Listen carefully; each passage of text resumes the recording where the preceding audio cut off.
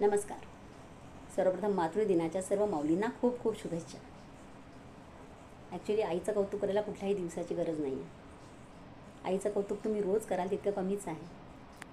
आई म्हणजे वात्सल्य, मातृत्व, निरपेक्ष, निस्वार्थ प्रेम म्हणजे आई.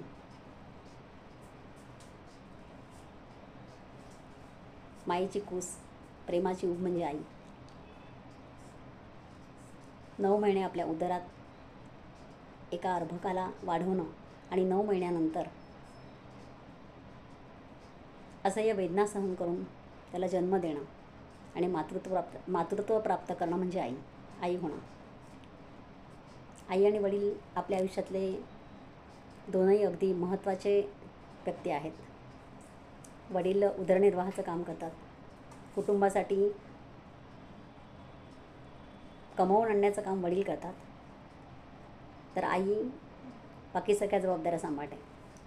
वडील म्हणजे आपल्या कुटुंबाचे हेड असतात, मीन्स प्राईम मिनिस्टर, पंतप्रधान. तर आई बऱ्याच जबाबदाऱ्या पार पाडते त्यासोबत, पण त्या दिसून येत नाहीत. वडील जर कमावून आणतात तर आई त्या पैशाचा विनियोग कसा करायचा, तो कुठे कसा खर्च करायचा, कसं सेव्ह करायचं, हे सगळं आई पाहते. म्हणजे आई आपल्या घरातली फायनान्स मिनिस्टर असते. त्यानंतर आपल्या मुलांना चांगलं शिक्षण देणं, चांगले संस्कार देणं, त्यांना शाळेत टाकल्यानंतर त्यांचा अभ्यास घेणं, त्यांचे प्रोजेक्ट सगळं सांभाळणं, ह्या सगळ्या गोष्टी आई बघत असते. म्हणजे ती शिक्षण मंत्री असते, एज्युकेशन मिनिस्टर असते, तेही कर्तव्य ती पार पडत असते.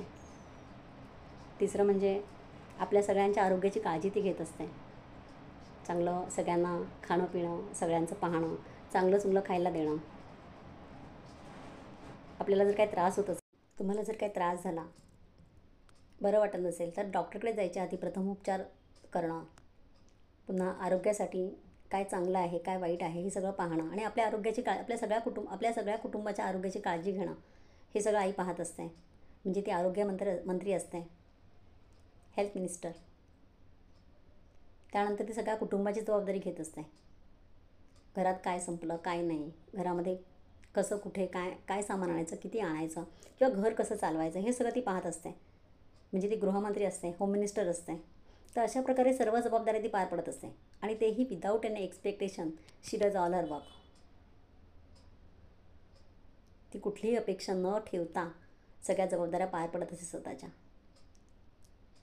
तरी काही म्हणणारे म्हणतातच की आई कुठे काय करते, तरी आईला आडनाव हे असतंच. आणि तरीही इतकं सगळं करून तिच्या चेहऱ्यावर कधीही तुम्हाला शीन दिसणार नाही, थकवा दिसणार नाही. अगदी मनापासून ती सगळ्यांची सेवा करत असते. पण तरीही कधी जर एखाद्या भाजीत मीठ जरा जास्त झालं किंवा तिखट झाली तर आपण लगेच म्हणतो, काय गं आई, भाजी किती तिखट करून ठेवलीस. आपण लगेच हायपर होतो. तरी कितपत योग्य आहे. आपण कधी तिला विचारतो? सगळ्यांच्या आवडीनिवडी ती बघते. नवऱ्याला ही भाजी आवडते, रस्सा भाजी आवडते, मग त्याला ती भाजी करा. मुलीला हे आवडतं ते करा, मुलाला काय आवडतं ते करा. प्रत्येकाच्या आवडीनिवडीनुसार ती जेवणही बनवते. सगळ्यांच्या आवडीनिवडी ती बघत असते कुटुंबातल्या. पण कधी आपण तिला विचारतो की तिला काय आवडतं? तिचा विचार आपण कधी करतो? आपण आजारी पडलो तर ती आपला किती विचार करते, आपल्या पाठी ती सतत आपली काळजी घेत असते. पण ती आजारी पडल्यावर नाही, ती म्हणजे सुपर वुमन ना. ती आजारी पडली तर ती लगेच उभी राहते दुसऱ्या दिवशी. तिचा कोणी जास्त विचार करतं का? नाही करत.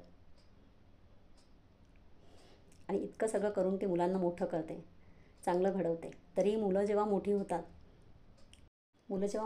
ना, त्यावेळेला मुलांना थोडा घरी यायला उशीर झाला, बाहेर गेले असतील, त्यांची रोजच्या टायमिंगनुसार जर लेट झाले, तर मुलांची तिला काळजी वाटते. अरे माझी मुलं अजून का घरी आली नाही.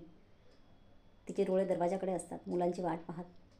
आणि तिचं विश्व सगळं तिच्या फॅमिलीभोवती, तिच्या कुटुंबाभोवती गुरफटलेलं असतं. पण मुलं मोठी झाल्यावर आता तर काय, मुलांच्या हातात मोबाईल आहेत, त्यामुळे सतत मुलं मोबाईलवर बिझी असतात. घरी आल्यानंतर आईला अपेक्षा असते की मुलांनी माझ्याजवळ बसावं, माझ्याशी थोडंसं बोलावं. ती दिवसभर वाट पाहत असते आपल्या मुलांची, की आता माझी मुलं घरी येतील, मी त्यांच्याशी बोलेल. पण नाही.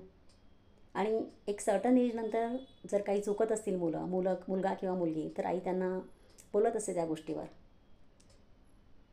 तर मुलं मग आईला त्यावेळेला असं म्हणतात, काही मुलं मीन्स काही जे गोष्टी आहेत ते मुलांनी बोलू नये असं मला वाटतं, की अगं आई, काय तुला कळत नाही का यातलं काय? अगं आई, काय तुझं सारखं चाललं आहे, किती इरिटेट करते. नुसती काय सारखं तेच तेच सांगतेस. किंवा आई तुम्ही काय केलं आमच्यासाठी, आईवडिलांना असं मुलं म्हणतात. तर हे स्टेटमेंट तुम्ही मुळीच वापरू नका आईसाठी तरी. कारण तिच्या हृदयाला खूप वेदना होतात, तिच्या मनाला खूप वेदना होतात असं जेव्हा तुम्ही म्हणता तेव्हा. तुम्हाला आई तुला काय कळतं हे जेव्हा तुम्ही म्हणता ना, तर तुम्ही आज जे केपेबल आहात, तुम्हाला जे काही कळतं आहे किंवा जे काही तुम्ही आहात ते केवळ आईवडिलांनी तुम्हाला शिकवलं म्हणून आहे. त्यामुळे आईला असं बोलून तुम्ही आणखी तिला दुखवू नका असं मला वाटतं. की थोडा तिला वेळ द्या, तिच्याजवळ बसा. एका आईला काहीही अपेक्षा नसते. मातृदिन असू दे किंवा तिचा वाढदिवस असू देत, तिला कुठल्याही मोठ्या गिफ्टची अपेक्षा नाही आहे तुमच्याकडनं. एक छोटासा गजरा आणा, तिला थोडासा वेळ द्या, तिच्या जेवणाचं भरभरून कौतुक करा, तिला मायेने जवळ घ्या. बस इतकंच हवं आहे तिला. तिला जास्त काहीही नको आहे तुमच्याकडनं. तिला कुठल्याही मोठ्या गिफ्टची तुमच्याकडनं अपेक्षा नाही आहे तिला. त्यामुळे आई आहे ना, तोपर्यंत आईला जपा. तिचं बोलणं तुम्हाला एका सर्टन एजनंतर जरा बोचक वाटेल किंवा सारखं तुम्हाला असं इरिटेटिंग वाटणार, पण ते सगळं आपल्या भल्यासाठी असतं. त्यामुळे आईवडील आहेत ना, तोपर्यंत आईवडिलांची काळजी घ्या. आणि आईवडील हे आपल्या आयुष्यातले असे व्यक्ती आहेत की त्यांनाच फक्त वाटतं की त्यांच्या पुढे आपण गेलं पाहिजे. बाकी कोणालाही असं वाटत नाही की तुम्ही त्यांच्या पुढं गेलं पाहिजे. पण आईवडिलांना वाटतं की माझ्या मुलांनी आमच्या आईपेक्षा जास्त प्रगती केली पाहिजे, असं प्रत्येक आईवडिलांना वाटत असतं. आणि आई तर काय, आई तर घरात इतक्या जबाबदाऱ्या सांभाळत असते ना की बऱ्याचशा गोष्टी, ती काही टेन्शन असेल किंवा काही असेल तर ती कधीच बाबांना सांगत नाही, कधीच वडिलांना सांगत नाही. ती स्वतः सगळ्या गोष्टी सहन करण्याचा प्रयत्न करत असते. का तर वडिलांना टेन्शन नको म्हणून.